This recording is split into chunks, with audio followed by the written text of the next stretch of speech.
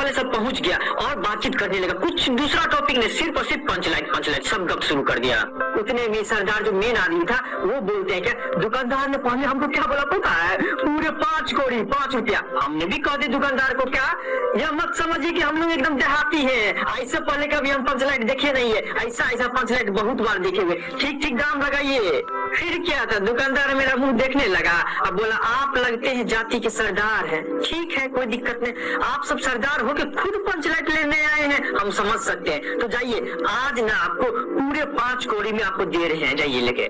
उतने में ही दीवान जी कह दिए क्या कि अलबत्ता चेहरा रखने वाला दुकानदार था, वो समझ गया था इस सबको ठग नहीं सकते। उसका जो नौकर था ना वो आपको कवर नहीं दे रहा था, उसका बक्सा नहीं दे रहा था। हम बोले कि बक्सा दीजिएगा कि नहीं, वैसे कैसे लेके चले जाएंगे हम। उतने में ही दुकानदार का जो मालिक था वो बोलता रहे दीवान जी की आंख में धुरखेल खेलता है, दे दो बक्सा उसको, किसके साथ ठगी करना चाहिए किसके साथ नहीं तुमको पता नहीं है। तो लेकिन लोग अपने सरदार और दीवान जी को श्रद्धा भरी निगाह से देख रहा था, बाप रे देखो एक तो इतना कम करवा दी किसी हमको पता नहीं, और दूसरा बात है क्या इसका जो बक्सा था बक्सा भी नहीं छोड़ा। उसके बाद फिर क्या था, रुदल साहब बनिए की दुकान से 3 बोतल किरासन तेल भी ले आया जलाने के लिए, लेकिन सवाल पैदा हो गया कि जलाएगा तो जलाएगा पंचलाइट को कौन। पंचलाइट खरीदने से पहले भी किसी ने नहीं सोचा और बाद में भी किसी ने नहीं सोचा, क्योंकि इतना इन्वॉल्व भी हो गया कि पंचलाइट आया है, किसी को पता ही नहीं था कि जलाएगा कैसे। ऐसा नहीं था कि किसी को पता नहीं था, पता था लेकिन दूसरे टोले वाला को पता था, लेकिन उससे मदद लेगा क्यों, वो तो बोल देगा कि पहली बार पंचलाइट लाया है और उसको जलाने भी नहीं आता था, इसे इतना गवार है।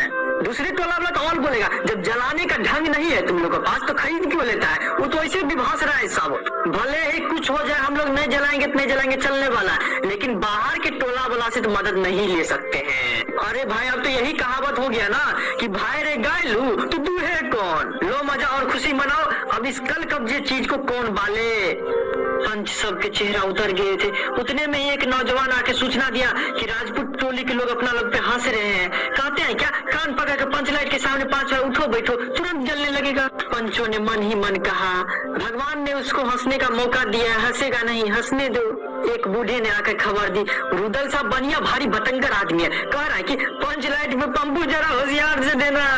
सब टोला के लोग जो इन लोगों का मजाक उड़ाने लगा, जब बालने का ढंग नहीं है तो काहे ले लेता है, ये सब पता नहीं चलता, दिखाने के लिए सिर्फ ले लेगा, ये पंचलाइट है। उसी टोला में जो गुलरी काकी थी जो आप गोसाई का गीत गाने लगी थी, उसी की बेटी थी एक मुनरी, उनके मुंह में जरा बार बार एक बात आता था लेकिन रुक जाती थी, वो बोले तो बोले कैसे। गोधन तो जानता है पंचलाइट बालना, लेकिन गोधन का हुक्का पानी तो पंचायत वाला बंद कर दिया है। ये जो गोधन है ना वो था तो दूसरे गांव का, लेकिन आकर यहीं पे बस गया था, बचपन से यहीं पे रहता था, तो एक तरह का समझिए कि महतो टोली का ये